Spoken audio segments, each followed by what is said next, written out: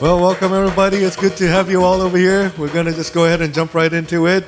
Today is the last of our 5 typologies, which is Christ transforming culture. And as I mentioned at the end of last week, this is the typology that Niebuhr himself, who wrote this book, he favors this typology.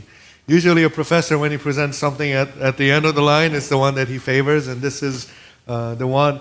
Although he has this pretense of objectivity as he goes through all of the other typologies, we definitely know that this is the one that Niebuhr favors, Christ transforming culture, and he calls it the conversionist model. Okay, so we had 5 typologies. I'm not really going to go through those, but today is the last one then, which is the Christ transforming culture. And I guess the way that we can look at them, again, was we can just draw this line through them. Give me a second. Yeah. Let me just draw a quick line. Just a line like that. And then we'll see the extreme typologies on the ends and then the median typologies in the middle. The first typology that we saw was on the extreme, which is the Christ against culture. And these were the people that have removed themselves entirely from society, culture.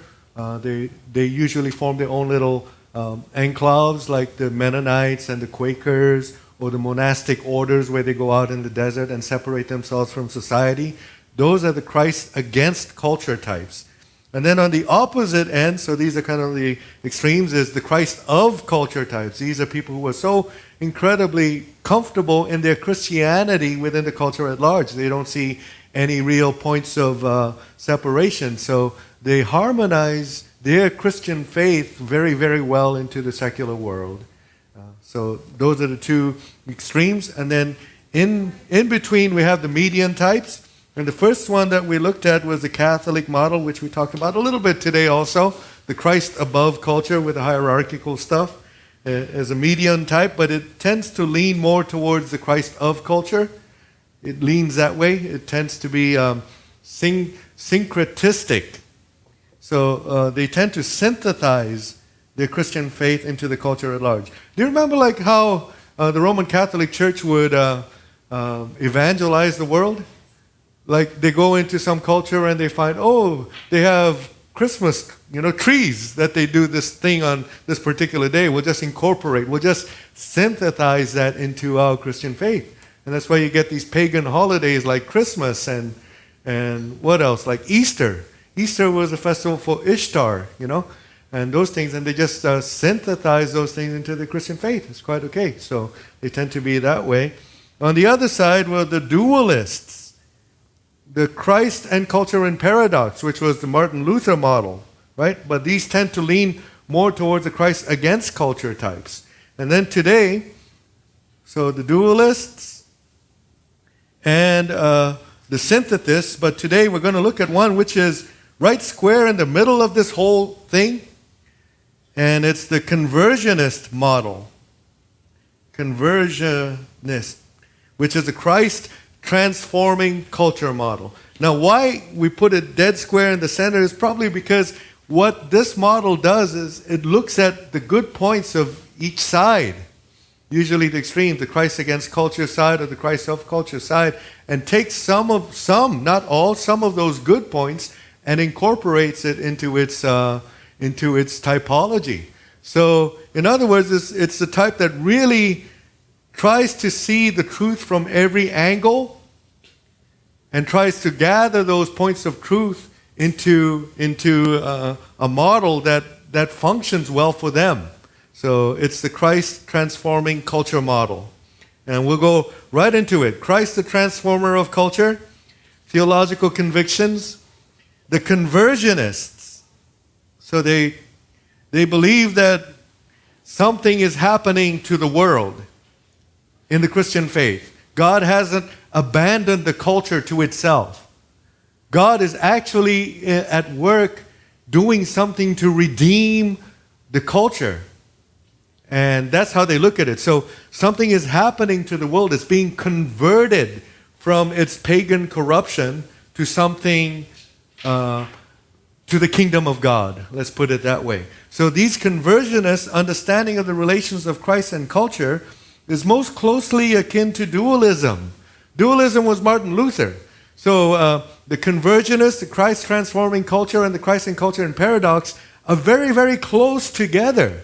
Keep in mind, both of these are the Protestant, the Magisterial Reformation folks. Have you ever heard the term Magisterial Reformation? Magisterial Reformation. In the 16th century, you had people like Desiderius Erasmus, Martin Luther, John Calvin, Zwingli. Those were the people, they call it the Magisterial Reformation, the Great Reformation, as opposed to the Radical Reformation, which happened right around that time also. These were more the Anabaptists, the Christ against culture types, those people. So this one is more sorely in the square center of our typologies. Christ transforming culture and Christ and culture and paradox, Luther and Calvin. Let's put it that way. Martin Luther, the Lutherans, and the Calvinists. So they're very, very closely related to each other in their protests against another center type, which was the Christ above culture, against the Catholics, right? They protested the Catholics. So this is something that's occurring within the center, the three typologies at the center. So it's most closely akin to Lutheranism, but it also has affinities with the other great Christian attitudes, that it represents a distinct motif. It might share some things in common with these other typologies, but you can still glean some things which are very, very distinctive, which make it very unique.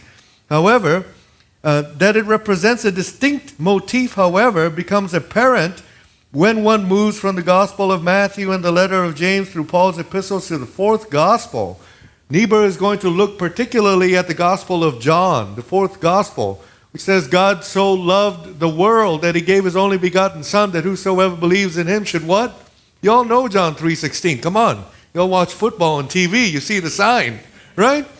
Well, John 3:16, but you all forget John 3:17, which says, for God didn't send his Son into the world to condemn it. He didn't come to condemn the world. What did he come to do? He came to save it, right? So that's John 3:17, which is just as important as John 3:16. So it's this idea that how is God going to save the world? By converting it from its pagan corruption into something which is beautiful, wonderful, great, and awesome. So we have this this model most closely aligned to the Gospel of John, the fourth Gospel, where God is not here to discard the world. He's not against the world, but he's rather taking the world. He sent his Son into the world so that he can convert the world, transform it, and bring it into the kingdom of God. Something like that. So, so this conversionist model proceeds from Tertullian, the Gnostics, Clement, to Augustine, who we're going to look at today because he is the one model for the conversionist, transformationalist typology.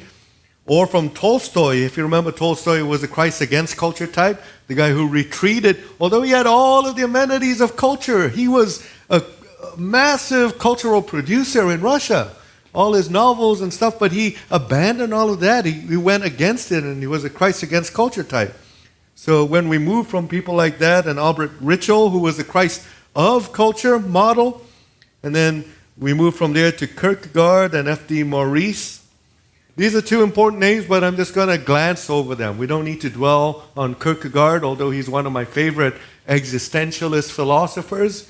There are two major existentialist philosophers, Nietzsche and Kierkegaard. Nietzsche was a secular humanist. In other words, he was an atheist. Kierkegaard was a Christian existentialist. And so that was where they kind of differed, but they both developed this philosophy of existentialism. But we won't deal with Kierkegaard or Maurice today.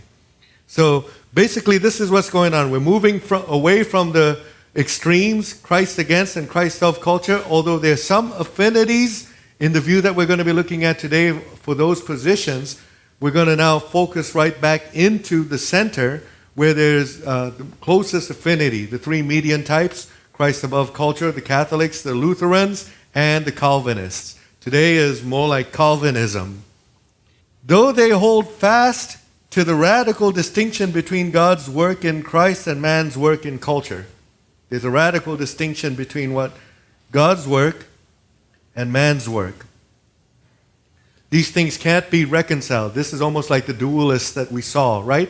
God and man. We can't reconcile these things, so we just live in the paradox of that. But God's work in Christ and man's work in culture, yes, there is a radical distinction, yet still they do not take the road of exclusive Christianity into isolation from civilization. They're not isolationists. They're not the Christ against culture types. They're not going to withdraw themselves from civilization at all. That's not the road. We recognize that there's a radical difference between God's work and man's work, but that radical difference ought not make us to abandon the cultural project. We still live in civilization, and so they don't reject cultural institutions. We are part of civilization. We're part of the culture. We have to live in it. So they're very closely akin to the dualists, like Martin Luther, and the other median type, the Thomas Aquinas types, the hierarchical ones who just synthesize the culture into them. That's why those three are the median types in the middle, right? So they reject this idea of exclusive Christianity, like Tolstoy, who rejected culture, withdrew himself from society totally, with Tolstoyan bitterness. Culture sucks. It's corrupt. It's wickedly evil. There's no remedy for it. So the only thing that I can possibly do as a Christian, as a follower of Jesus, is to withdraw myself completely and utterly from it, so that I won't be tainted by its corruption. That's not the type that we're looking at today. This type recognizes that there is such a thing as corruption in the world, but that corruption ought not make us withdraw from the culture. We still remain in it. And though they accept their station in society with its duties in obedience to their Lord, they do not seek to modify Jesus Christ's sharp judgment of the world and all its ways. So we're not naive either. We're not the Christ of culture people who, everything goes. We recognize that there are things in culture, in society, which are horrible, terrible stuff that goes on, injustice and wickedness of mankind all over the place. We know that these things exist, and so we recognize Jesus Christ's sharp judgment against it. And I don't know why some people think when they read the Gospels, oh, Jesus is this very nice guy. He was not a nice guy at all. In fact, he was so mean and ugly and bad that people crucified him. You know, you don't crucify a nice guy. You crucify somebody who says some things which rile you up and get you all angry. And Jesus did say some things against his culture at the time, didn't he? Against those Pharisees, Sadducees, you wicked, desperate people. You know, he actually even called them, your father is the father of lies, the Satan. That's your dad. You know, you keep saying things like that to people in political power, they will chop your head off or they'll crucify you. Right? So Jesus was not, he had a very, very sharp, distinct judgment to make about the corruption in the world and the wickedness that was going on. So this group, although they do not withdraw from culture at large, they recognize that there is something wrong with the culture at the same time, which is somewhat like the dualists, like Martin Luther. You see, Calvin and Luther, the Magisterial Reformation, they're very, very close together. But we'll look at some of the distinctives between the two of them, okay? For the conversionist, however, the creative activity of God and of Christ in God is a major theme. God the Creator, God who created the heavens and the earth, Genesis 1 and 2, are a very big, major theme for the conversionist. for the person for Calvin, for the Calvinists, for the Protestants, right? This theme of God, the Creator, is neither overpowered nor overpowering the idea of atonement. So the idea of salvation, Christ came to save humankind, save the cosmos, save the world, does not overpower the theme of creation. Both themes need to be kind of, let's put it on an even plane. One is not greater than the other. You need both, and you need them both on an even plane. You see the difference, the uniqueness for the transformationalist, conversionist theme is this idea that there are major doctrines in the Bible, and you can't just place one doctrine over the rest of them. And this makes them very unique from Martin Luther, the dualist position, because for Luther, justification by grace through faith alone, in other words, the doctrine of atonement, of salvation, took paramount importance over everything else. You see. So, salvation, that's the doctrine. Everything else falls under it, including the doctrine of creation falls under salvation. Whereas for the transformationalists, no, we're not going to do it that way. Both of them are extremely important, and we need to consider both of them on an equal level playing field if we're going to get a good perspective of how to live in the world as a Christian.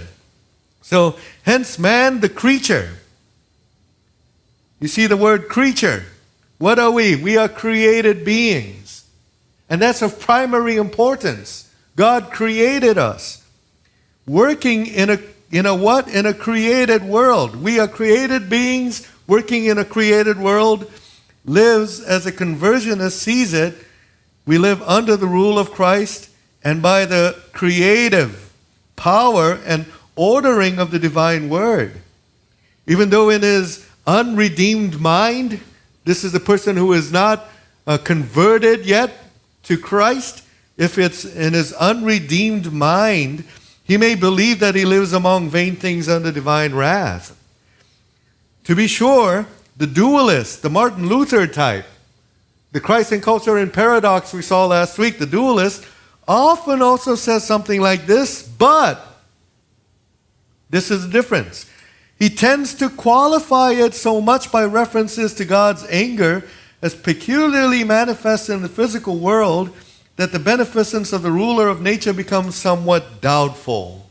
God is an angry God in Luther's case. God is the one who sends people to hell. And what's paramount for a person like Luther is, how do I escape that? How do I escape the anger of God? And the only way for Luther was, of course, his doctrine of by grace through faith alone. That's paramount. That's the important one. But it makes God an angry God, a judgmental God. The effect of the conversionist theory of culture on his positive thought about creation is considerable. So for Luther, Martin Luther, it's very negative about creation. Creation sucks. So, man, I need a better dictionary. Creation sucks, right? While for the Calvinists, for Calvin, creation is good. And that makes a world of difference in the way that you live your life in the world. If you think creation is horrible, think creation is corrupt, you might more closely akin to separating yourself from civilization. It has no redeemable qualities in it. But if you think creation is good, then you want to enjoy it and live in it. Right? So that's kind of the unique difference. Although they're very closely related, they both believe that there has been corruption in creation. They both believe that, but that kind of makes a difference. One tends to look at it negatively, and the one that we're looking at today, the typology for today, tends to look at it positively. Something positive comes out of this. Even though there's something bad in it, Something positive comes out of it. So bear with me and we'll look at what that is. So there are three main themes or keys to this conversionist typology. Creation, and creation doesn't take second place to the doctrine of salvation. Creation, fall, and redemption. See? And all three of them need to be considered on an even plane. For Luther, what was it? Redemption. Redemption takes everything. But for this person, no, we're going to look at the three major things that go on in the world, which is good creation. God created it good. There was a fall. And then from there, a redemption was provided by God in sending His Son into the world. So creation, fall, and redemption. And if you put those three on an even plane and consider them as part of the whole package, instead of just looking at one thing, you look at all three of them simultaneously, then you can have a positive attitude toward culture. Because ultimately, creation was created good. It might have fallen and become corrupt, and that's a serious thing. We acknowledge that. But God sent His Son into the world because He loved the world to redeem it. Not to what? John 3:17. Not to condemn it, but to save it, to redeem it. Redemption. So you can almost look at it like a V. Started here good, bad, but goes back to good. And because of that, there's a positivity to this typology. It's positive. The outcome ultimately will be the redemption of the entire created order. And so there's hope. And there's significant and meaningful hope, which is not just hope for the future, but a hope that affects us in the present, affects us today. The conversionist agrees with the dualist. Martin Luther and John Calvin, they're very, very close. They're very similar. They agree in asserting a doctrine of the radical fall of man. Yes, humankind fell into sin. There was, and that ushered in evil and wickedness and injustice and horrible things into the world. So yeah, we agree with that. But the conversionist distinguishes the fall very sharply from creation and from the conditions of life in the body. It is a kind of reversal of creation for him, the fall. And in no sense, it's continuation. What does this mean? It means, for Martin Luther, again, we saw the important thing was redemption, how you are saved. And if you're saved by grace through faith, everything else falls under that. So yeah, God created the world, mankind fell, and then God provided salvation through His Son. So there's this kind of continuity which leads to this primary major doctrine, justification by faith. But that's not how we look at it. Rather, for us, we need to be able to distinguish very clearly good creation, bad fall, glorious redemption. And each one is unique and doesn't fall under. It's not a continuation, doesn't fall under it, but you can put it on an even plane and consider all three of them together. And so, in this way, the problem of culture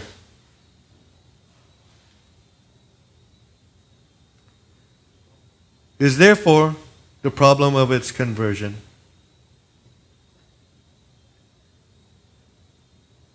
Not of its replacement by a new creation. God isn't in the business of replacing what He created, but redeeming what He created. Though the conversion is so radical, it's not going to be an easy thing. Of course not. It's a radical conversion, which amounts to a kind of rebirth. You must be, what did Jesus say to Nicodemus? Born again. How are you saved? Born of water and born of spirit. Yeah, you're born of water, your physical birth, and then born of spirit. You must be born again, he says to Nicodemus. And Nicodemus goes, ridiculous. Can I go back into my mama's womb? Because he didn't quite grasp what Jesus was talking about. So it's a radical thing. You must be born again. You must be converted. You must be transformed. We're talking about metamorphosis. And the most beautiful analogy that God has put in nature for us to see is what happens to those creepy crawly centipede things. They go and become a cocoon, and then they metamorphosize. They transform, they're converted into these glorious butterflies, right? So that's the kind of picture that we're looking at. That's the conversion typology. Christ came to convert, to transform, to make you all butterflies from those things that you used to be before. So there's a positivity to this idea. And it's not just human souls that we're talking about. In the conversionist model, it's the entirety of the created order. He doesn't discard it, replace it. No.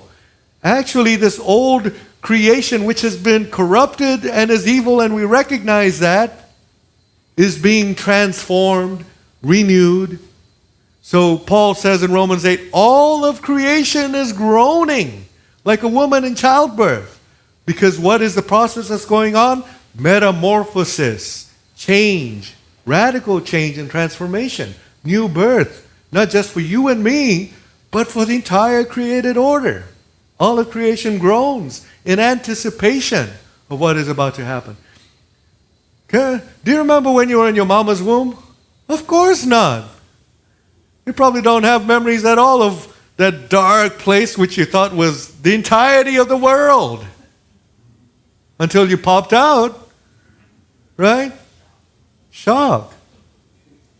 So it's that kind of a notion that you think that this is all there is.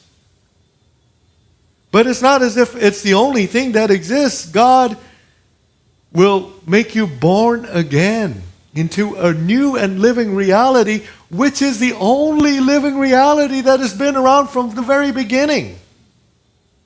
And you weren't aware of it until you experienced that born again conversion. So that's what this conversionist typology really is about. It's a call for you to change. Well, for you to come to terms with who you are in Christ. A new being. A new person. Conversion is the key word here then. And the person that we're going to look at for that is Augustine, St. Augustine of Hippo, which is in North Africa. Hippo, if I remember correctly in Greek, that's actually the word for horse. So I guess they must have had a lot of horses in that area. You know, the term hippopotamus. Potama in Greek is water. So it's water horse, hippopotamus. Okay? So hippodrome, you know, they do the horse races. So St. Augustine was born in a place called Hippo, which must have been, well, notorious for horses or something. He was born around 354 and he died about 430. So we're talking roughly around the 4th century, which is a time of great transformation in the Roman Empire, right? Great transformation for the Christian church, because this is the period of transition from an illegal religion towards becoming the state religion of the Roman Empire. So Augustine is stuck right in the middle of this conversion period, of this transformation period. And Augustine, by his own testimony, he started out dabbing in a cult called Manichaeanism. He was a Manichae for a little while, but even prior to that, he was a sensualist. He believed there was a God, but he didn't really know much about who this God is, and he was trying and seeking and trying to find out, and he fell and dabbled with some cultic beliefs and systems, and particularly this system called Manichaeanism, which had been imported from Arabia, the Persian Empire. Zoroastrianism You've heard the term Zoroastrianism. That's thousands and thousands and thousands of years old. But the Zoroastrians, there was a prophet named Mani who came from that background. That's why it's called Manichaeanism. Mani began to synthesize that Zoroastrian belief with Christianity and with Gnosticism. He made this hodgepodge of a religion out of it. So it did have some Christian things in it, but it wasn't entirely Christian, and ultimately turned out to be terribly way outside of conventional Christian doctrine. For example, the Mani taught that there were two eternal realities, good and evil. And it was always that way. And it will always be that way. Good and evil. Good cannot exist without evil, and evil cannot exist without good. So from time immemorial in the past, that's the way the world has always been. Good and evil. So in Manichaeanism, you posit actually two gods. There are two gods, two eternal beings who have constantly, eternally been in conflict with each other. The good God and the evil God. And we see this influence in some people like Marcion in the 2nd century, who then took that kind of belief and said, the Old Testament God is the bad God, and the New Testament God is the good God. Because I like my New Testament, and not so much the Old Testament. That God is a jealous, capricious, evil, bad God. He kills and murders people, tells the Israelites to go stone them to death for doing stupid little things. What kind of a good God is that? No, that's a bad God. But the God of the New Testament, He sends His only Son into the world to save us all. Oh, that's a good God. So for Marcion, he split it based on this kind of an idea. And so that's what Manichaeanism was teaching. These eternal gods, good and evil, in constant conflict with each other. Augustine initially dabbled in that kind of an idea, but he also was very much a sensualist. The way he prayed, according to his own confessions, he prayed that, dear God, would you make me a person who is faithful to one person, in a marriage relationship? Would you make me that kind of a person? But not just yet. That was his prayer to God. I'm young. I need to sow my wild oats. Oh, I got all these passions raging through my body. And so he engaged in sexual relationships outside of marriage and orgies and all kinds of things as a young man. That was Augustine. Augustine, you might not know this, but he only became a Christian pretty much late in life. He was in his mid-30s by the time he finally converted to Christianity. Delving in cults and weird things and pagan religious practices and orgies and doing all kinds of crazy things. Now, he was a brilliant young man, and many people recognize the brilliance of his intellect, of his mind, from very, very early on. So, after having dealt with all of that, he encountered when he was in his early 30s, he encountered a gentleman named Ambrose, who was the bishop of Milan. And Ambrose was a towering intellect in the Christian church at that time. And here was somebody who could finally start answering a bunch of Augustine's questions with wisdom, rationality, logic, at a level playing field. Because prior to this, Augustine had tried to get Christian answers from other Christians, and he was never satisfied with the answers that were given to him. But Ambrose was brilliant. And Augustine discovered that. And he discovered this rich heritage of the intellectual Christian faith through Ambrose of Milan.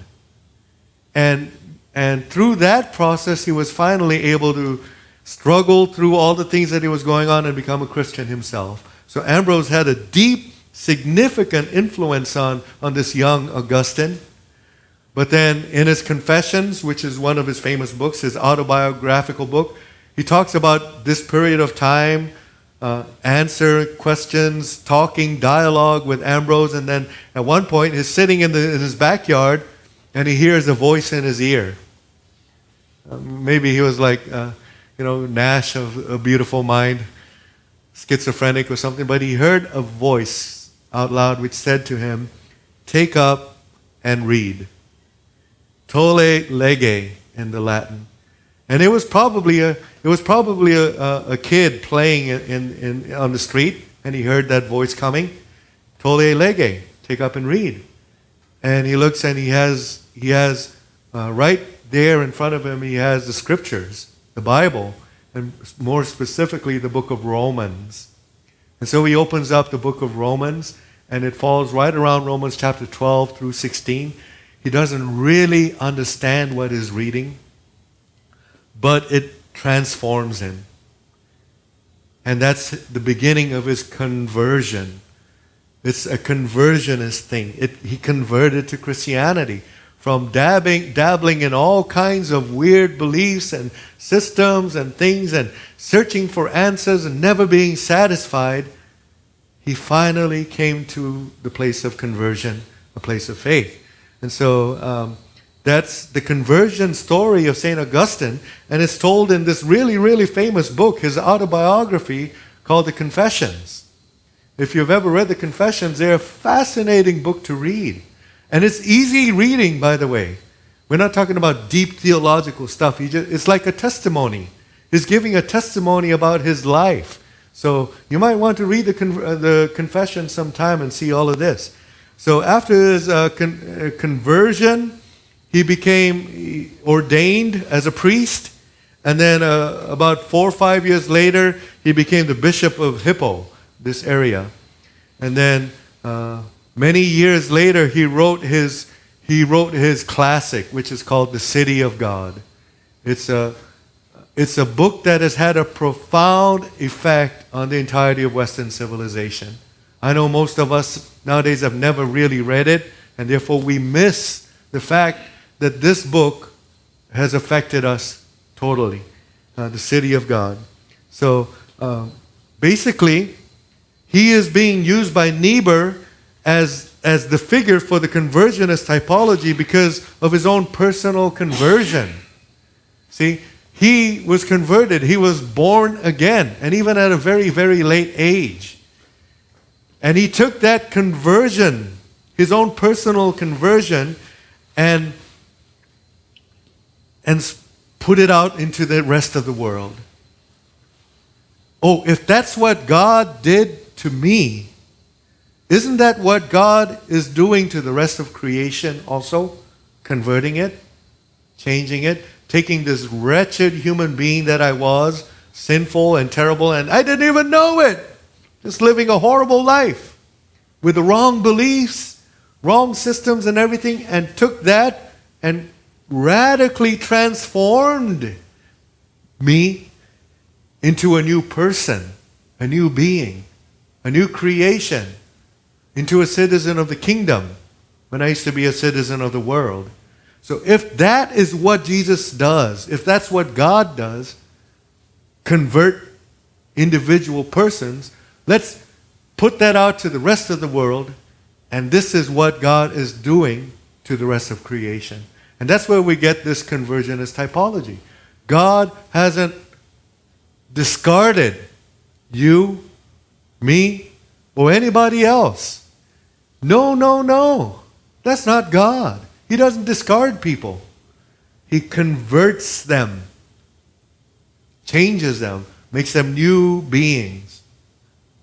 That's what this conversionist typology is. And if he does that for human beings, so too he does that for the rest of all creation. Get it? So that's Augustine, and these are two books that you need to read these two books someday, okay? One is the Confessions, and the other one is the City of God. I have both of them on my Kindle, by the way, and so they're very, very interesting books to read. They're very cheap, you know?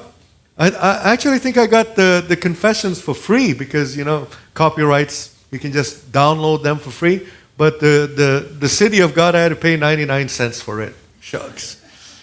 cheap. Come on, 99 cents for a book that's a classic like that?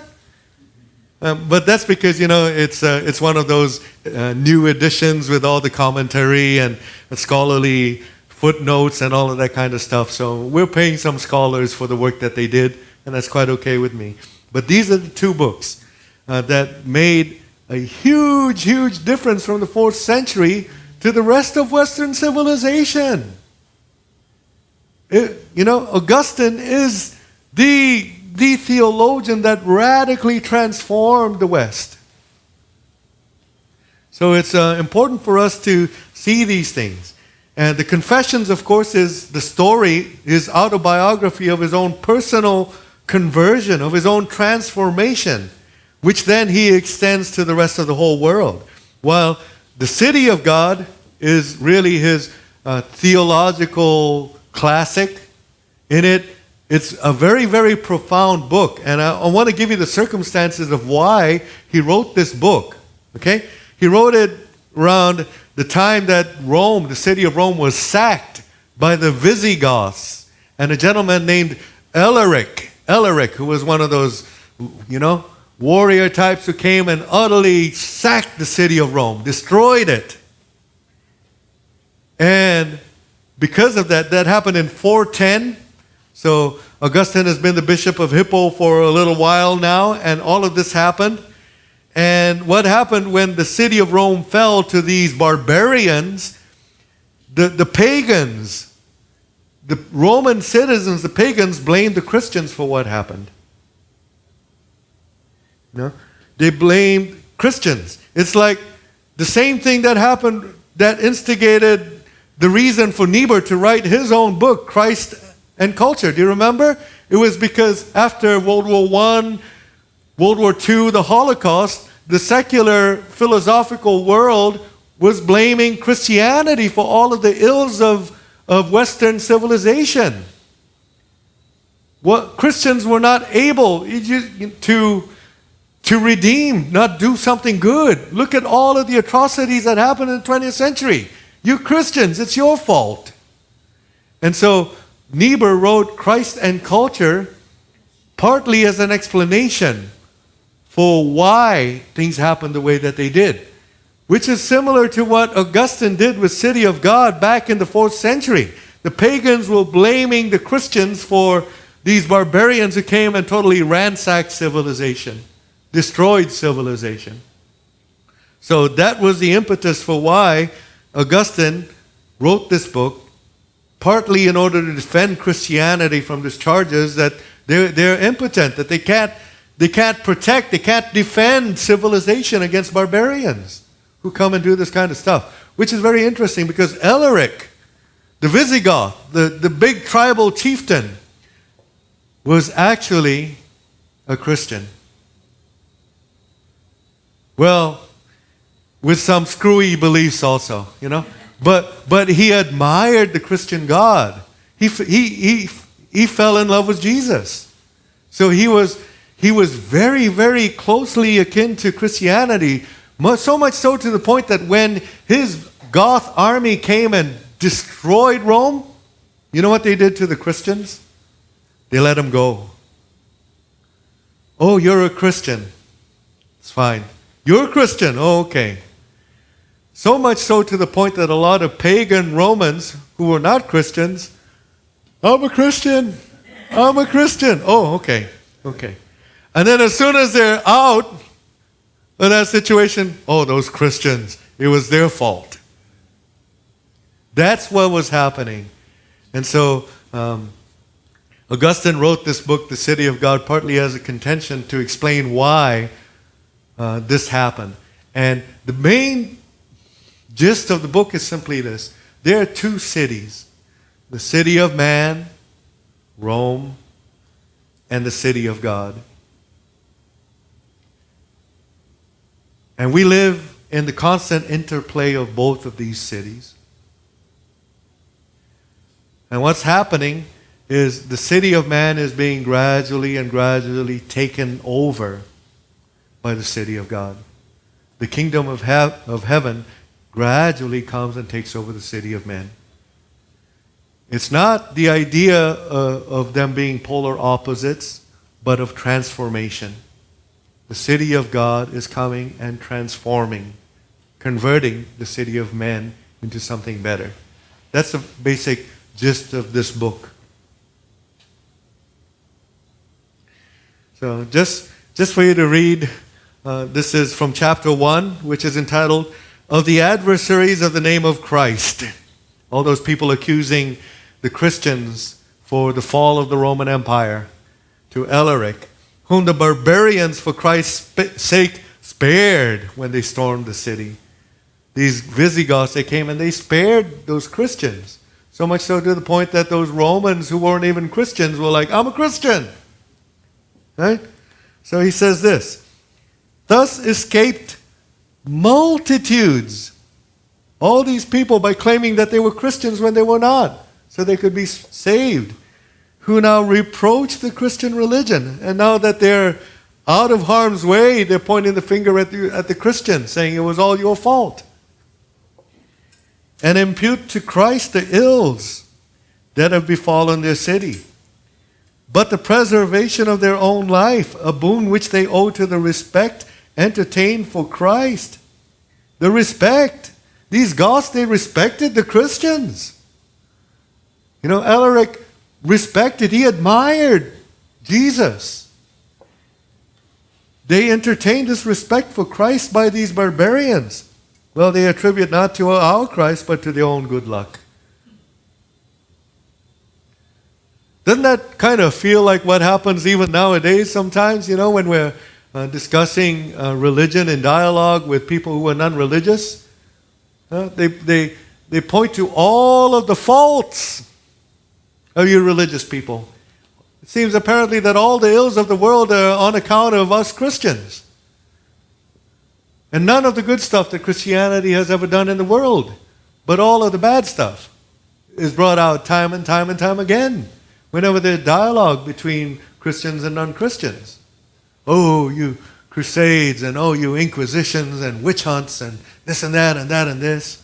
And they don't mention the hospitals, the educational system, you know, democracy, principles of respect for human life, morality and ethics that come along with the Christian religion. No, none of this stuff is, you know, entertained by them at all. But rather, now that I'm in a safe place, point the finger, point the finger. All of the ills of the world, World War I, Holocaust, World War II, it was because of Christianity. And that was the climate that Niebuhr was in when he decided to write this book. It's similar to what happened for Augustine right in the City of God in the 4th century. So the basic gist of the book is that there are two cities, the city of men and the city of God. And these are not in polar opposition to each other. Rather, what's happening is Christ came into the city of men to convert and transform it into the city of God. So the city of men is being radically changed and transformed by God. All the good, positive Christian influences in Western civilization, for which it seems to me a lot of historians have forgotten about. But that's what it is. So, you know, back in the 19th century, one of my favorite atheist philosophers, this guy was a towering genius, Friedrich Nietzsche. Friedrich Nietzsche wrote in his books, he wrote things about Christianity, you know, and why I admire Nietzsche is because he was courageous. He was courageous enough to say these things, whereas a lot of other atheists were not. Nietzsche declared the death of God in the 19th century. What did he mean by that? In his book, Thus Spoke Zarathustra. What did he mean? God is dead. God is dead. You know, this madman comes running into the town. And at the market square, he starts screaming out loud, God is dead. God is dead. And all of the people are going, what's wrong with this guy? Must be a little cuckoo or something. And then he goes, oh, I'm sorry. I came too early. It's not my time yet. Because you people don't get it. But there will come a time when the doctrine that there is no God will take over the world. There is no God. And this is where Nietzsche was courageous. He said, if that's the case, and there truly is no God, then it means that we must do away with the shackles of Judeo-Christian religion. Get rid of it completely, out of our system entirely, if we are to advance as a civilization. That was Nietzsche in the 19th century. He railed against Christianity because Christianity was weak. It was impeding Western civilization from progressing into the kind of utopia that it could become. Do you remember in the first lecture I talked about the two main influences in Western civilization? There are two big influences in Western civilization: the Greco-Roman world and the Judeo-Christian world. And those two don't always play fair with each other. There's a tension between the Judeo-Christian world and the Greco-Roman world. Generally speaking, Western civilization attempts to create a utopia by rediscovering the Greco-Roman world. Periods like the Enlightenment were rediscoveries of Aquinas, rediscoveries of Greek philosophy, rediscoveries of Stoicism, all those kinds of Greco-Roman philosophies. And they think then Enlightenment, Aufklärung, these kinds of things will enable us to create a utopia, a world, a good world. However, the problem is those Judeo-Christians. They're intermingled in that. And they're impeding our progress. As a matter of fact, every time we try to make some kind of progress, something bad happens. Holocaust, World War II, stuff like that. And who do they point the finger at? Yeah, at the Christians. In spite of the fact that the great majority of the atrocities that were done in the 20th century, millions and millions of people killed, were done by atheists, communists, Hitler, totalitarians who did not assent to God in any way, shape, or form. In fact, they shook their finger at God. Stalin, Mao, these were radical atheists. They did not believe in God. And yet, all of the atrocities, for some reason or another, put squarely at the feet of Christianity. Because Christendom ruled Western civilization for 2,000 years. And that's the scenario. That's kind of like what goes on. And so Nietzsche was bold enough to say, if we are going to get rid of Judeo-Christian influence in our world, Greco-Roman world, Übermenschen, and all of that kind of stuff, we need to do away entirely with Christianity, Judeo-Christian values and morals and so forth. Only then can we create a utopia. And you can see how that sort of a philosophy deeply influenced Nazi Germany. I'm not placing the blame squarely on Nietzsche's feet, by the way. Okay? They took some elements of Nietzsche's philosophy, yes, and created this huge monster that they thought they were going to create, what? The German Aryan nation, which would be the nation, right? The civilization. So Nietzsche was brave enough to point out, you want to do that? You need to remove Christianity entirely from Western civilization. Whereas other atheists, modern atheists today, stand on the shoulders of Christian morality, ethics, Christian cultural innovation, Christian good in the world without recognizing it. And that's a huge difference. That's cowardly. You need to take the good with the bad, not just the bad. You need to point out the things that Christians have done well in Western civilization. You need to point out that the majority of the luxuries, the comforts of modern life that we have today are because of Christian influence, Christian morality, and Christian ethics. The reason why we're not Romans, but Christians. One aspect of that which is very, very key. You know how in the secular humanist world we're always talking about human rights, human rights, human rights? The secular humanist world wants to make that the key doctrine for everything by forgetting that the talk of human rights actually began from Christian origins. From when Christians started abolishing slavery. It was Christians saying human beings have rights and we can't impinge upon their rights. And yet the secular atheist humanist nowadays refuses to acknowledge that that comes from them. They're not courageous enough like Nietzsche, who would have said, stamp it out then. Remove it entirely from your secular humanism if God is dead. If there is no God. Don't ride on the coattails of a religion which has provided you all these wonderful things. That was Nietzsche, and that's why I admire him greatly.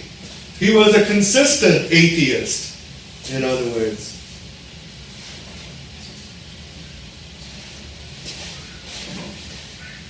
So this is what happens. We got good creation, fall, redemption. And so, to mankind, with this perverted and corrupted culture, it was created good, but it's been perverted. Jesus Christ has come to heal and renew what sin has infected with the sickness unto death. Redemption. Good creation, fall, redemption. And the fall is extremely significant. We need to acknowledge that. Now here's the difference. This is, Augustine, I told you, began as a Manichae. He believed in that notion of the two gods who eternally have struggled, good and evil. The world is always this yin-yang kind of a system where there's always good and always evil. Evil cannot exist without good. Good cannot exist without evil. When Augustine converted and became a Christian through his many dialogues with Ambrose, he discovered that is wrong. That is totally false. Actually, there's only good. What? Hello? There's good, and evil does not exist alongside good. Rather, evil is a corruption of good. Do you see? And that's a radical difference between the Manichaean system and Christianity. For Christianity, God created everything what? Good. God is a good God. Everything began originally good.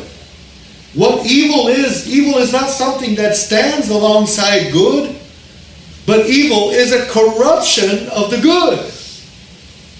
And that's radically different from Manichaeanism. That's why these three major themes need to stand equally in and alongside each other. Good creation, radically corrupted fall, redemption. If you keep those three keys in your mind, then you have this conversionist typology. You see. So nature, which is inherently good, has been perverted, corrupted. It's been corrupted. And it displays itself in our culture everywhere. Everything was created good. Everything. But it's corrupted. And for that, Jesus Christ came. Not to remove it completely, not to, there's no hope, but to redeem it. To reclaim it, to renew it, to heal to renew what sin has infected with sickness unto death. And by his life and his death, he makes plain to men the greatness of God's love and the depths of human sin. By revelation and instruction, he reattaches the soul to God, who is the source of its being and goodness. And he restores to it the right order of love, causing it to love whatever it loves in God, and not in the context of selfishness or of idolatrous devotion to the creature. Everything renewed, reattached, remade, transformed, converted, metamorphosized into something new. That's what Christ came to do to a creation that was made good but has been corrupted. That's the idea. That's the conversionist idea. And so there is room then within the Augustinian theory for the thought that mathematics, logic, natural science, fine arts, technology, all of these things are what? Created good. They're good things in and of themselves. Well, all of these things may all become both the beneficiaries of the conversion of man's love and the instruments of that new love of God that rejoices in his whole creation and serves all his creatures. So in the conversionist model, if all things have been created good, we can avail ourselves of these things, mathematics and logic and science. Faith and science are not polar opposites. If you are a Christian, science actually is one way for you to access the mind of God. So the Christian life can and must make use not only of these cultural activities, you can and must make use of culture, but of the convenient and necessary arrangements of men with men. Everything. Even things like conventions, dress, how you dress, rank, weights, measures, coinage, the like. Here's the word, everything. Everything, and not least, even politics. Talk about something that was created good but corrupted. Political life is subject to the great conversion that ensues when God makes a new beginning for man by causing man to begin with God. So this is what the conversion looks like. In a desperately pagan, sinful, corrupted world, Christianity comes in and has a positive, life-affirming influence in that world and transforms that culture radically for the better. And if you're a historian of Western civilization, you have to acknowledge that as fact. Christianity radically converted the West for the better. It's why Western civilization is so glorious. Well, there is these two heritages, right? Greco-Roman world, Judeo-Christian world. Those two make for this radically glorious, incredible world that you and me are enjoying today, right now. So, and why? Because Christianity comes in and converts things for the better. It's the reason why, as missionaries know, whenever Christianity goes into a pagan civilization, they convert that culture for the better, over and over and over again. In places where there were no jobs, where the poverty was rampant, famine, they come in, they build hospitals, they feed the homeless, they educate the kids, they create an economy, and within 2 or 3 generations of Christianity, that place becomes incredibly good. I'm an example of that. Think about Korea, where Christianity had such a huge, huge influence. In the Hermit Kingdom, which 100 years ago was broken to pieces under Japanese colonial rule. Talk about people who who oppressed Korean culture. You know, the Japanese came in, Buddhists, you think Buddhists are nice, peaceful people, Zen Buddhism, yay, hooray, love the world, you know, and they come into Korea and they tell Koreans, you can't even teach your language in school. From now on, your schools are going to teach Japanese. And that's why a lot of the older generation Koreans, you know, like when we were at TKUNC, they can speak Japanese, but they choose not to. Because they were forced. Korean culture was completely put down. And on top of that, they enforced Japanese culture because it's the higher culture, supposedly. Talk about the radical difference between that and how Christianity came into Korea. And Christianity valued Korean culture. So much so to the point that the Scottish missionary, who he doesn't even know this to the day he died, who was a linguist, didn't even set foot in Korea but was in Manchuria, which is north of Korea, and met Koreans there and learned the language and translated the entire Bible into Korean. That's a radical difference in approach.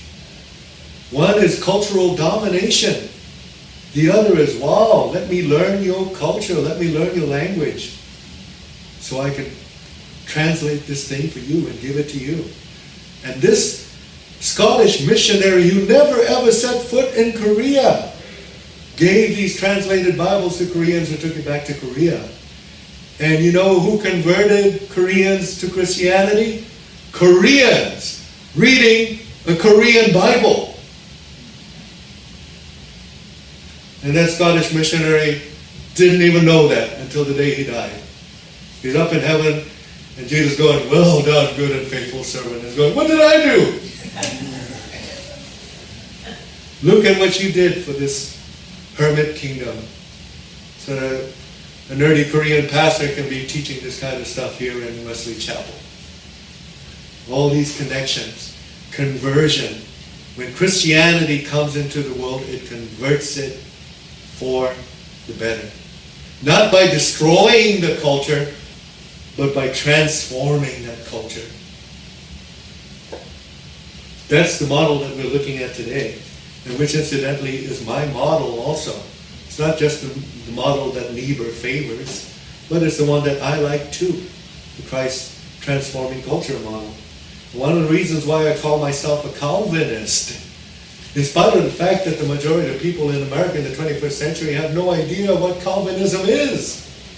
And there's so much negativity around the word Calvinist. When I tell people, oh, I'm Calvinist, they go, oh, you must be one of those crazy Christian, horrible people. Because they've never read Calvin. You know? Having come, when I was in the United Methodist Church for a little while, and I told people I'm a Calvinist, those pastors looked at me like I was the devil or something. Because they don't understand Calvinism. And they have this caricature of what Calvinism is, when in reality, Calvinism is a good for the world. So we're closing out. We'll look a little bit at this, okay? I'm not going to go too much into John Calvin at all. Next week, we'll talk a little bit about Calvinism, okay? Today, we're just going to look at this. Calvin is very much like Augustine. Calvin drew his theology from this conversionist idea.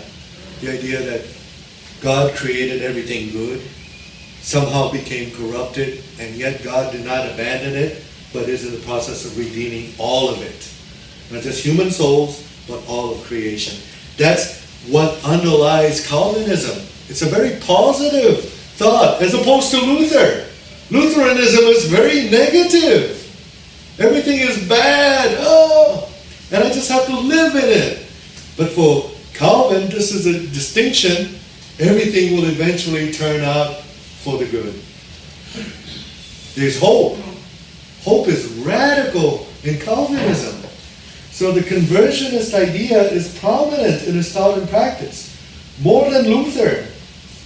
Luther is negative about the world. He looks for the present permeation of all life by the gospel. And the key word here is present. We're not just talking about a kingdom to come, but about the conversion of present culture by Christianity, which is you and me, the hands and feet of Jesus in the world. And his more dynamic, it's not a static thing, it's always working, conception of the vocations of men. Calvin was the one who brought out that Protestant work ethic. You all heard that term, right? Protestant work ethic, because the world is good. I want you to, your work is valuable. Therefore, whatever you do, whether you're a fireman, a professor, a pastor, a soldier, work at it to the best of your ability. Give your best effort to whatever work you have, because your work is holy. That's the Protestant work ethic. And why can you do that? Because it's good. As activities in which they may express their faith and love and may glorify God in their calling, your vocation is by God. His closer association of church and state, and his insistence that the state is God's minister. The government is ordained by God. Not only in a negative fashion and a restrainer of evil. You know, the government is there to restrain evil. That's why we have police and armies and stuff. Not only is that a function of government, but even positively in the promotion of welfare. The government provides social security, benefits, whatever other systems to make the lives of its citizens better. You know, so positive contributions by the government. So his more humanistic views of the splendor of human nature, which is still evident in the ruins of the fall. Yes, there has been fall, but human beings are, what splendid beings they are. His concern for the doctrine of the resurrection of the flesh. Above all, his emphasis on the actuality of what? God's sovereignty. People who have never read Calvin's Institutes of the Christian Religion, anytime that, maybe they're Christians also from a different branch of Christianity, anytime they find out I'm a Calvinist, the first thing they go is, oh, so you must believe in predestination. Because that's what their caricatured notion of what Calvinism is. The Institutes of the Christian Religion, this 800-page scholarly tome, has maybe about 2 or 3 pages dedicated to the theology, to the doctrine of predestination. What is the rest of the book about? What is the entirety of the book about? The sovereignty of God. That's what it is. That's what Calvinism is. It's not predestination. Calvinism is about the sovereignty of God. God who is sovereign over all creation, who created everything good, who in spite of the fall and corruption provided a redemption for human beings and for the rest of the world. The sovereign God who does all these things. That's Calvinism. And if you have a proper conception and idea of Calvinism, you won't accuse me of being a bad Christian when I say I'm a Calvinist. At least you'll have a proper idea of what Calvinism is then. And next week we'll talk a little bit more about a neo-Calvinism, the sort of Calvinism that we have in the 21st century. Okay? And we'll look at some of the wonderful benefits of living under a Calvinistic form of theology actually is. I always close out with strengths and weaknesses, because even though I do favor this position, I must acknowledge that there's some weaknesses to this position also. Each one of these. So the Christ transforming culture typology, the conversionist approach. First of all, the strengths is that it really does take seriously the entirety of the biblical narrative. The entirety of it. From creation, fall to redemption. All of it. And places it square on the same plane so we can take a look at all of it when we formulate our theology, rather than overemphasize or hyperemphasize one particular thing, which is what Martin Luther is guilty of. Hyperemphasis. It's true, by the way.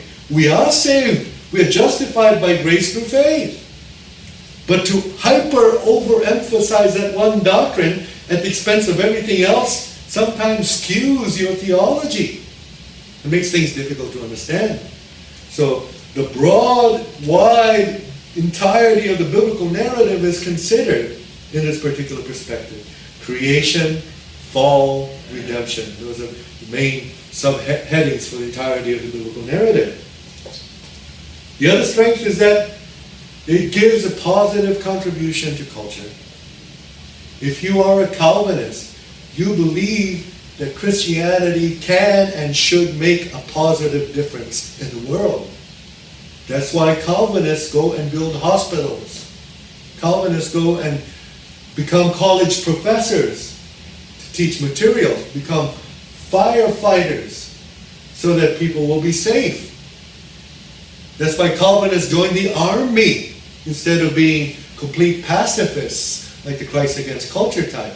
Because there are times in Calvinistic theology when force is necessary. So Calvinists have what's called just war theory.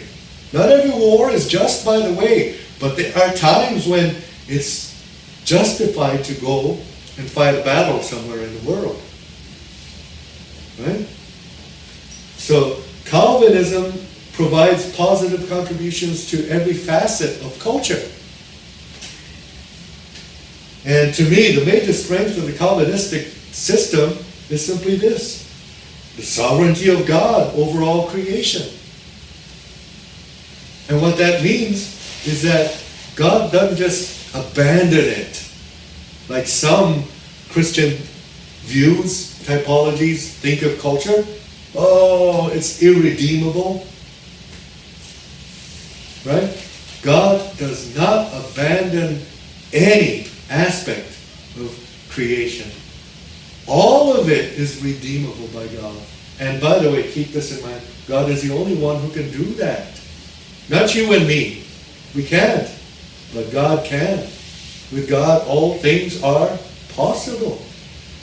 And our Christian hope is that one day He will redeem the entirety of creation, which right now, according to Paul, Romans 8, is groaning in anticipation with those pangs of childbirth. Right?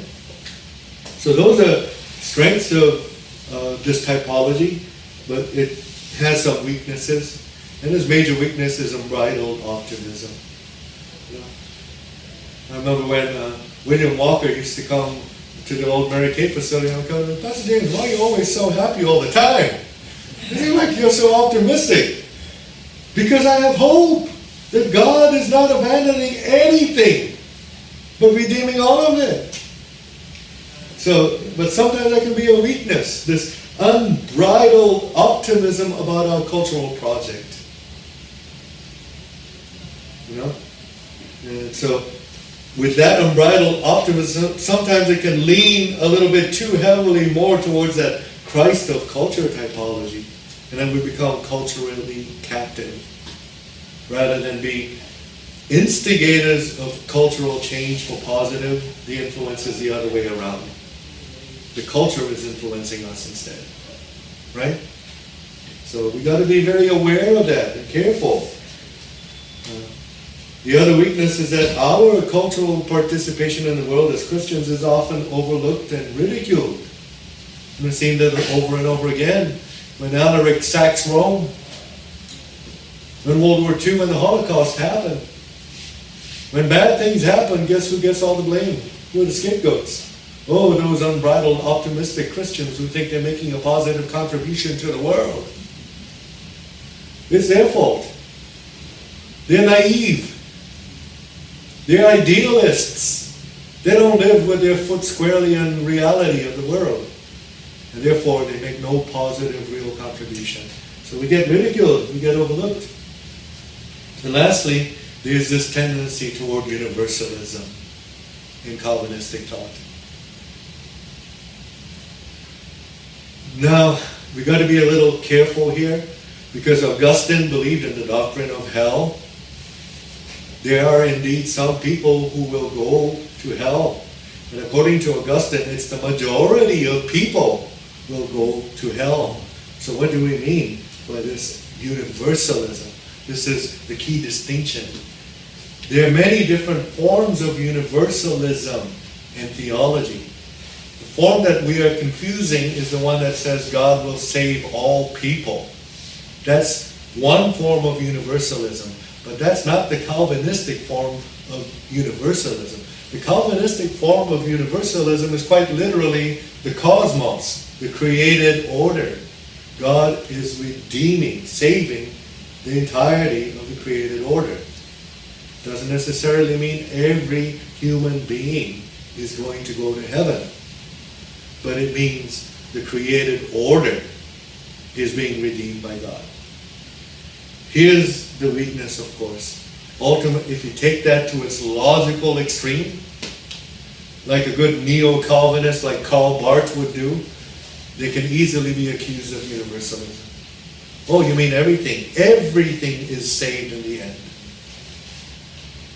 And we got to be very careful with that in our Calvinism, because although it seems to lead towards that, it should not. Because there is such a thing as free human autonomous choice that is respected by God. So those who do not want to participate in the redemption project by their own free choice don't get to participate. They made that decision. God did not make that decision. They made that decision. And so the kind of universalism we're talking about in Calvinism is a redemption of the cosmos, of the created order.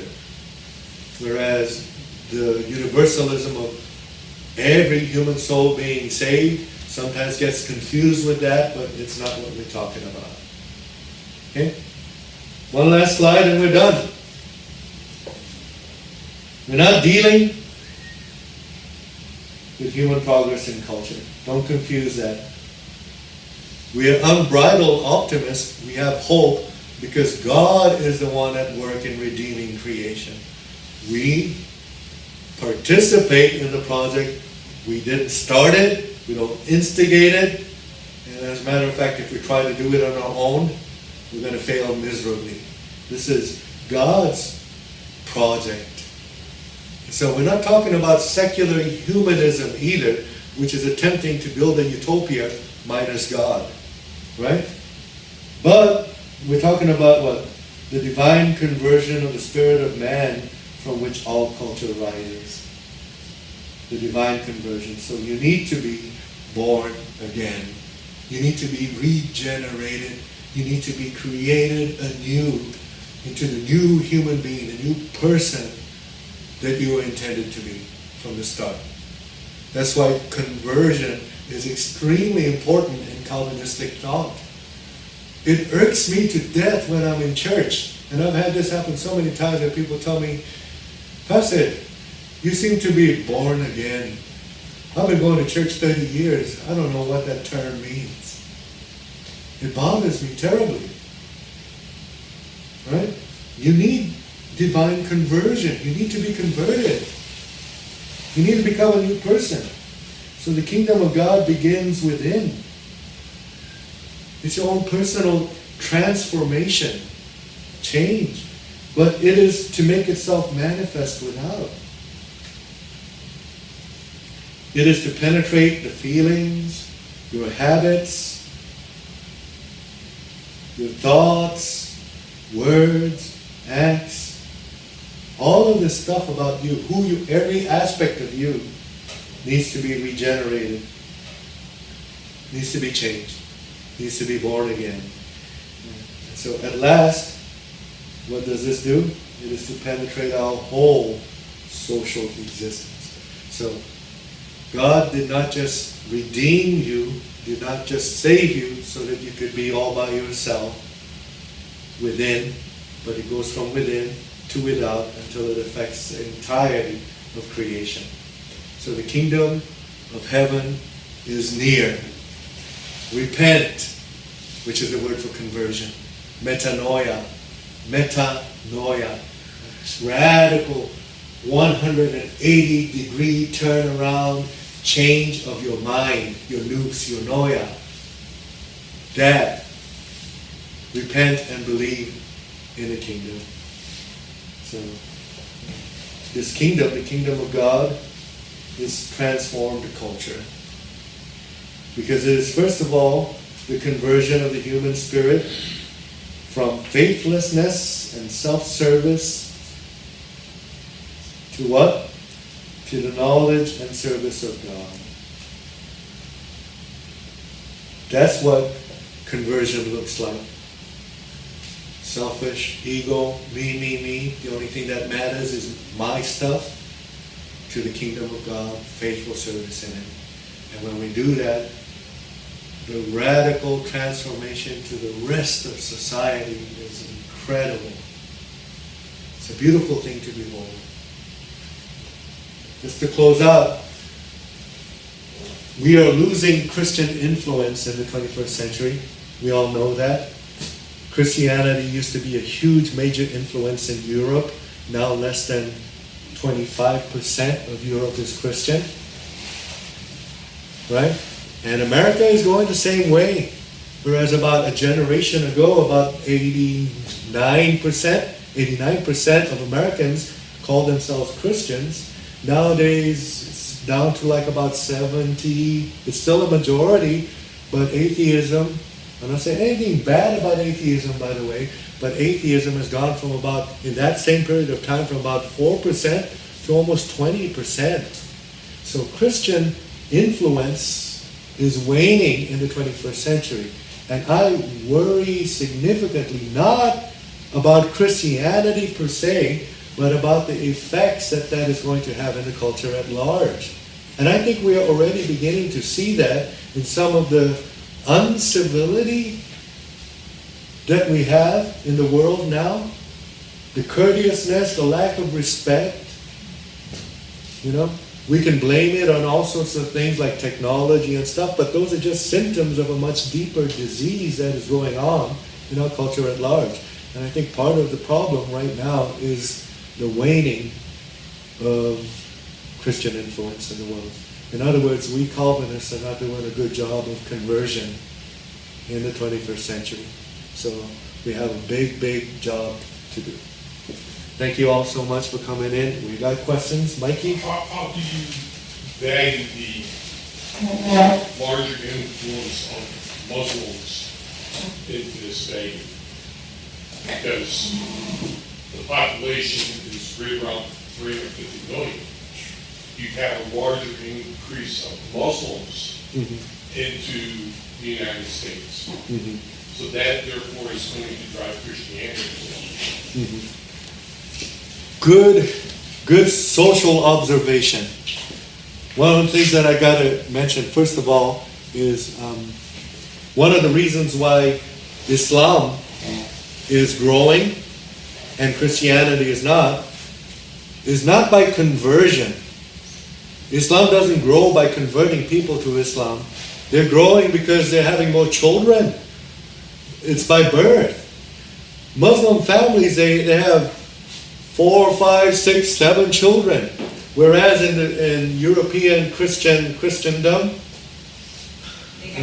we're not getting children. Families are like 1 point something children nowadays. We also have a larger population of Muslims coming into our country. Yeah. So therefore, as the population grows with Muslims into the country, the amount of Christianity is going to go down. Yeah. You can't blame it all on atheism. Certainly not. Absolutely not. There, not just Islam, but Buddhists, Hindus, Sikhs. You know, the other day doing Uber rides around, I get to meet a lot of people from a variety of different religions. And here's the thing: if you are a Calvinist, if you're a conversionist, you welcome that, because it gives you an opportunity to dialogue with people and convert them. You see, if you're a Christ against culture type, we don't want them. Oh. So it depends on your Christian perspective. I'm a conversionist, so my thing is I would love to dialogue and convert as many Muslims as I can. But in order for me to do that, I need to have a conversation. I need to relate with them. And so if they're coming into the country, that actually gives me more opportunity towards conversion. It's kind of like what I used to say when I was a youth pastor. We talk about what's called the 10-20 window. The part of the world which is like 90% Muslim, the Middle East, all the way into Southeast Asia, that part of the world is all Muslim. And part of the problem is that a lot of Christians are afraid to be missionaries in Muslim countries. They don't want to go there because, let's face it, it's dangerous. You need to be a very crazy person, or I met a girl, a Korean lady, who was a missionary in Afghanistan for 8 years during the war. A Korean girl. I'm like, are you crazy? What are you doing there? Oh, God's going to protect me. This is a woman of great faith. But this is what I used to tell my youth groups when I was a youth pastor in Los Angeles. We have failed at the task of going to that 10-90 window and converting people. And God is so sick and tired of it that He sent them all to us. And that's why Los Angeles is filled with people from the 10-20 window. He brought them all here. And this is the key, Mike. Lots of them, first, second generation, third generation, are converting to Christianity. It's amazing.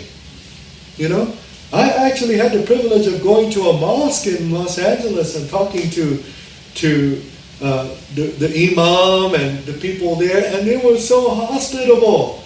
They gave me dates, not date like a woman date, but those things that you eat, and the special drinks and stuff.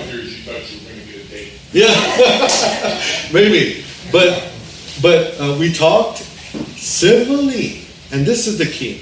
If you can talk civilly with people who disagree with you and be good, your opportunities to attract people into a different worldview, a transformation and a conversion are radically different. So that's the way I approach the idea of immigration. It's the same thing that happened to Christians from Korea. I made this distinction earlier that in Korea about 35% of the population is Christian, which is a minority. But in Asia, that's significant. Whereas in India, only 4%, Japan, less than 2% are Christians, 35% in South Korea are Christians. But this is the key. South Koreans, immigrant South Koreans, those who have migrated out of there, 80% of them are Christians. Migration is actually one of the greatest forms of conversion that God does. Remember what He did to Abram in Ur of the Chaldees? Go, migrate, move. Migration radically changes people's belief systems. But So, do you suppose that same theory yeah. is possibly an influencing theory of why a lot of Latin people want to come to the United States? Because the majority of Latin people Yeah. are Catholic. Uh-huh. And they want to, they're Christian. That's a wholly different scenario. We're talking mostly in that one, we're talking about economic realities in the world of Latin America as opposed to North America. And because, having lived in Brazil where 80% of the country is just dirt poor. Yeah. You can truly understand why people are looking for opportunities. I'll take you to West Virginia and I'll show you. Oh yes, absolutely. I'll take you to Southern Ohio and show you dirt poor. Absolutely. Cleveland right now, I read recently in one of the news articles, is one of the poorest cities in America. Yeah. Yeah, poverty is one of the instigators for movement in the world. It happened in England, poverty, let's move to America. It happened in Poland. It is a lot of the people who influx from Latin America. okay, they end up moving into the poverty areas. And there's no advancement for them, like Cleveland. Cleveland's got a very large Hispanic population. But there's no opportunity there for them. Yeah. Detroit is the same way. Exactly. You know, Chicago, same way. Mikey, I'll put it this way. Immigration policy is one of the most complex and difficult policies for any nation to handle. I'm not right now telling you I'm in favor of this or in favor of that. That's not my position at all. All I'm doing is describing the reality of the situation in the world that we live in and why people migrate and move. Now, us as Christians, when we see these things happening, I see it as an opportunity for conversion. And one of the things that we can do as conversionists is influence the society economically, educationally, financially. So Christians who go into the ghettos, and there are many Christians who go into the ghettos, when they could be at Beverly Hills teaching at Beverly Hills High School, they would rather prefer to go to an inner city school, although they know the kids there are tough, to educate there instead. That's what radical conversionist Christians do. They go into places where they know there's need. There's need. And then the transformation in these ghettos does not happen overnight. Nothing happens overnight. Sometimes it takes 2 or 3 generations before a family comes out of poverty. Some people are stuck in this vicious cycle of poverty. I've seen this with a lot of my foster kids. You look at their parents, you look at their grandparents, it's just this horrible, vicious, corrupted cycle of evil in the family. And at some point, God sends those kids to me to break that cycle for transformation, for conversion. That's why I do what I do, Mike. Because the world is an ugly, corrupt place, but I believe in the goodness of God. I believe that God is in the process of redeeming everything. So, it's not easy. It's not easy to go to the ghetto. I'd rather go teach in Beverly Hills, right? Or something. Oh, there's good food. Everything is luxury. You've got all the amenities we need. You go to an inner city school. Where's the chalk? Hello. And the kids, some kids 15 and can't read. What are they going to do? Those are places that need transformation, conversion. That's what Calvinism is. It goes into places and makes the world better. Irrespective of the fact that a lot of secular humanists point the finger at us for all the ills that exist in the ghetto. It's because of you Christians that those people are poor. You do get that kind of blame. You get scapegoated for everything. Whereas your thing is to go in and make the culture better. And you can just say to the secular humanists, come and join me then. Or they say, no thank you, I'd rather stay in Beverly Hills. Right? But that's my one particular aspect of Christianity, conversion Christianity, as compared to, and I acknowledge this, there are different Christian ways of looking at this. Christ against culture, Christ of culture people, who tend to be the social liberals, would want open borders everywhere. I have friends who are Christians who don't want no immigration wall. Don't want no immigration policy. If people want to move in, let them come in. They're on the Christ of culture, the extreme on that side. Whereas the Christ against culture, people at the opposite extreme are like, put up everything. Don't let nobody in. Oh, if they're not Christians, if they're not Muslims, if they're whatever they are, we don't want them. Whereas, that's the case at all. I think the case to be made for immigration is to live up to the values of our Constitution, what the Constitution says. And that's where Congress is having a problem. The Constitution is there, it's clear cut of what it says, but yet they can't. Whether you're Democrat, liberal, Republican, they're not living up to the values of the Constitution. Yeah. Now, if you don't want the Constitution, then get the states to ratify it and do away with No, that's not a solution at all. No. The Constitution, incidentally, has heavy Christian influence in it. We hold these truths to be self-evident, that all men are created equal under the eyes of who? Of God. That comes from a Christian basis. 60s, before Yeah. blacks were Yeah. given that opportunity. Because it takes generational time to break generational curses. It takes time to heal nations. 1776 Yeah. to 1960, it takes 200 years. Because we are very slow to do what's right. Unfortunately, we are, yet everything is created good, but there's corruption. Corruption is everywhere, rampant. And sometimes to clean house, have you tried to clean your garage? Yeah, my wife used to. It takes time and effort to be able to clean all that stuff out and make things right. I wish I could do it overnight, but like I was saying, if we think it depends on human production and us doing it, it ain't going to work at all. We can't do it. It's God's project that we just simply participate in.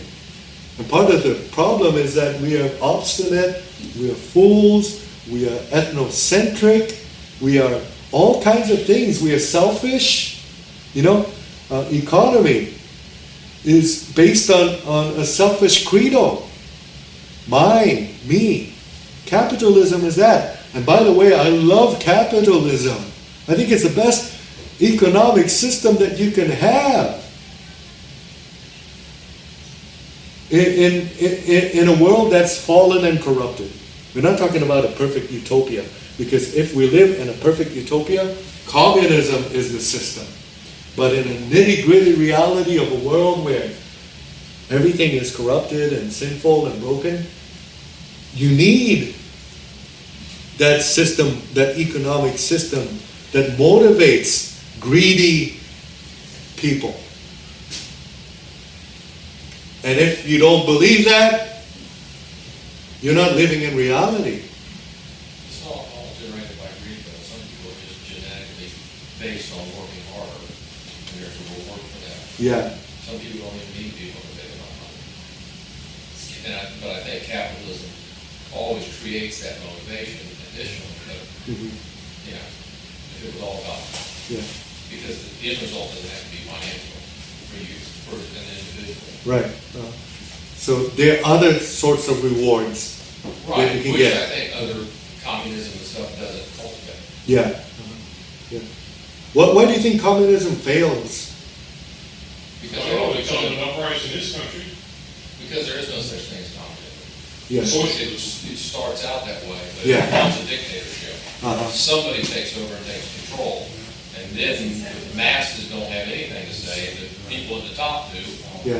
and the few elite rich step over the people that are starving, and that's where it may take a generation, 2 generations, 10 generations to do.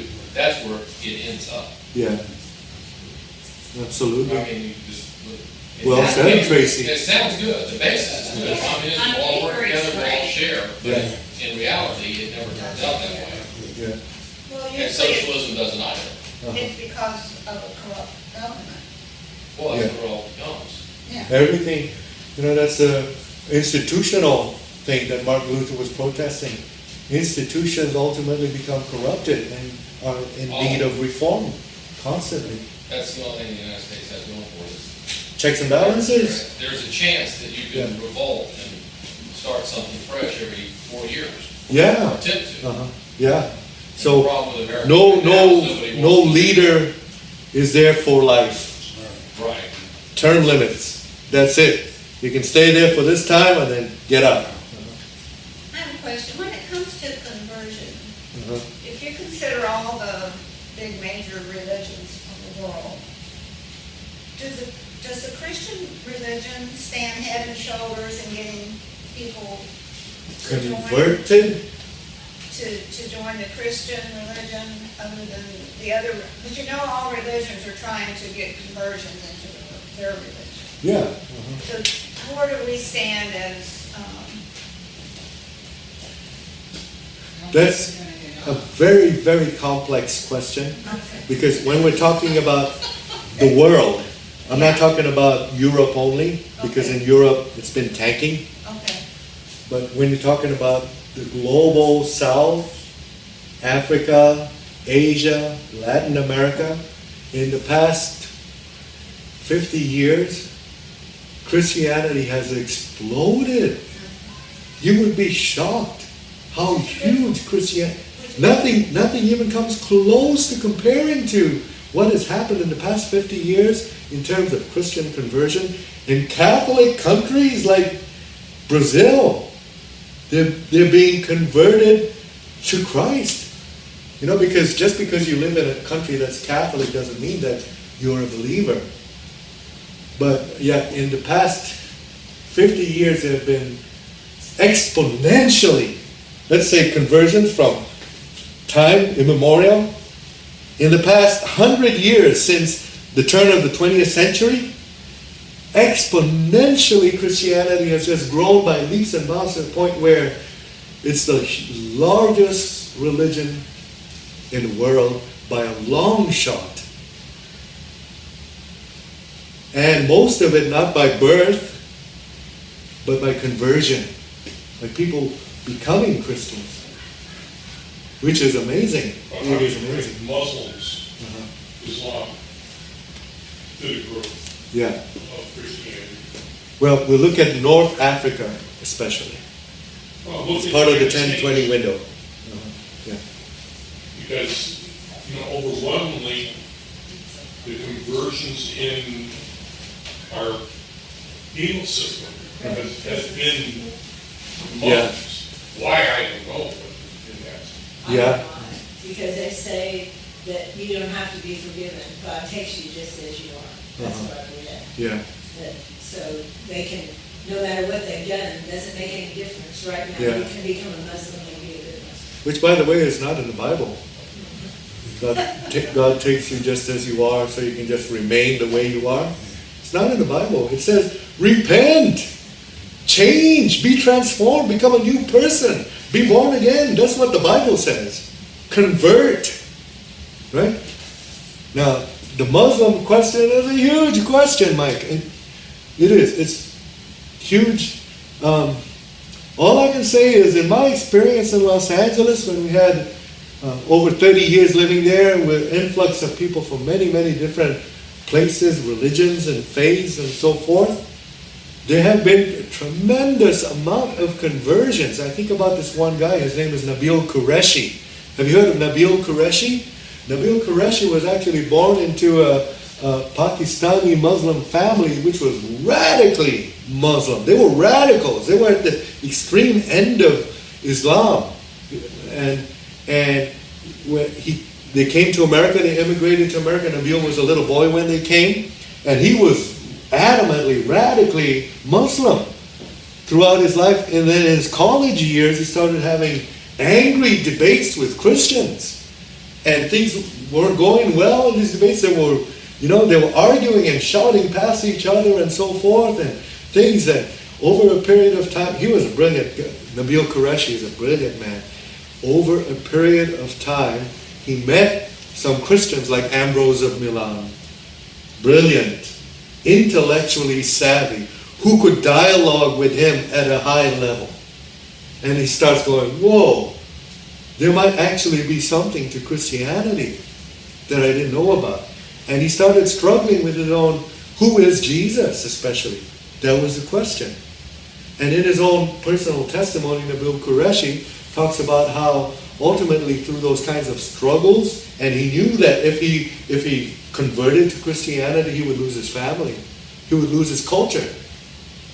But he ultimately converted to Christianity and became one of its biggest defenders in Muslim communities throughout the world. That's Nabil Qureshi. Unfortunately, he was a young, brilliant scholar. He was doing his PhD at Oxford in England when he found out he got sick. He had stomach cancer. Well, I would imagine if you really looked at statistics, there are probably a lot of Muslims that live here have converted to Christianity. Yeah, I don't know what the statistics are, it's something that we could look up, but Yeah, yeah, I think it's so. like I was saying, immigration is one of the key catalysts that God uses to convert people. That's why 35% in Korea, 80% outside of Korea. It happens. Immigration, Abram, go. Because when they go to schools and, you know, they meet friends and Exactly. girlfriends. They invite them to One's summer Christian, camp, one's to Muslim. VBS. You know, we just recently had VBS. Yeah. There are kids in VBS who come from non-Christian families. Yeah, but. I've seen Indian kids there. In that same token, what you're saying is, it was just recently reported that there are schools, and I'm not sure if it was Pasco County, that allows Muslims to pray, but yet a Christian cannot pray in school. That's wrong. I believe in religious freedom. Well, they say Christians can pray too. Yeah. It's an individual thing. You can't pray as a group. I say, whatever religion you are, you can exercise your faith. No problems with me. Exercise your faith. It's quite okay. It was all about what do you want? Yeah. If you want to pray, this is the time you set aside in homeroom, and all means pray. Stand up, sit down, keep it to yourself, say it out loud. I will say this one thing though. In a lot of these school prayer cases that have come out, some of the teachers are just ignorant of the law, and they think that they have the right to suppress religious expression in school. But whenever it goes into court, they lose. They always lose. These organizations like, the Christian lawyer organization, that whenever these cases come out, they take these to federal court. Sometimes they've gone all the way up to Supreme Court and things like that. And a person's individual right to exercise their religious freedom in this country is respected. Yeah. Well, So if the local school is doing that, they generally lose when it goes to court. But we, in our compound, Yeah, we have about 120 drivers on our compound. yeah. We had one lady who was passing out Christian information on the bus, and she was discharged for doing that. Yeah, So where's religious freedom? yeah. Well, she could have contacted a Christian law organization, talked about that. Remember the case about the baker? Yeah. Yes, Fran? Well, That's I've separation. gone to, I went to school there all my life in Southern Illinois. My kids went to school in Tampa. Yeah, We never prayed in school. yeah. No, I We don't think prayed in that's school. what We you got. never prayed. I didn't go to Catholic. All you do is pray. I get it with the Lord. We never prayed in school. We never Yeah. prayed in school. My kids went all, It's all different. they never prayed in school. Well, I don't do- know what schools are praying. I can only speak from my Well, experience they're talking and, about, like, a lot of times they had group prayers, not maybe every day at school, but like in the football games, when we went to school, Oh, yeah. it always started out with a prayer. Well, ours never, Um, we never did. And I figure that's separation of church and state. I agree, you know, we were even in high school and we had prayer before, the football games. But, but like you said, we're saying, as far as I know, to this day, if a child individually wants to pray, what they're saying can't be done is that a teacher can't stand up and have the whole class pray together. Well, in other words, I think you can, as an individual or a group of people who believe the same They want thing to do in it school, together, but the but you teacher can't can't force it on other kids who might not have the same belief as you do. Well, You can't do that. if I wanted, I don't remember praying in school, because probably I was wanting to play. And Yeah. pray, but, to tell you the truth. But if I wanted to pray, I would just pray. I wouldn't have to disturb others Yeah. for me to pray. Right. We had a silent Or period. the Bible study That group, you didn't do which it. meets during lunchtime at the high school cafeteria. Well, we never had any of that either. All those groups, in LA Unified School District, there is no problem with that, so long as you are not making it to the point where a group thing where you're forcing people who don't believe like you do into participating in something they don't want to participate in. And I would dare say that every person that went to my school Yeah. were big church goers. Yeah. We got ours at church. We Right. didn't have to. And maybe that's right. Education at school. Maybe that's right. Right. But we did not pray, we didn't, We had a moment of I mean, the silence. military even prays. Yeah. You talk about church and state, Yeah. well, there's just federal government. Then there are no atheists in foxholes. well, you got a little.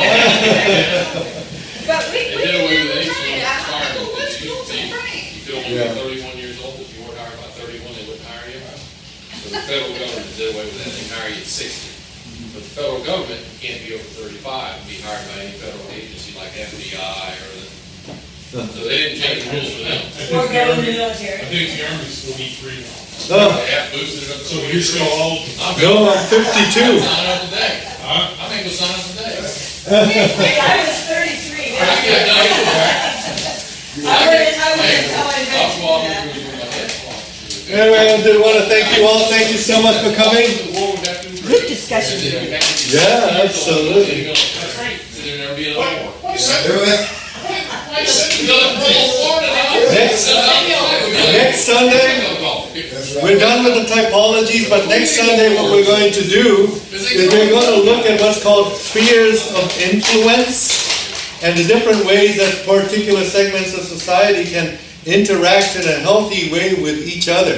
Things like religious institutions, educational systems, financial systems, government, the different ways that we can all interact in a culture with each other from a particular neo-Calvinist viewpoint, which is Abraham Kuyper, who is one of my favorite theologians. So please come here for that. And I just want you to also think about which one of the 5 typologies you kind of lean towards.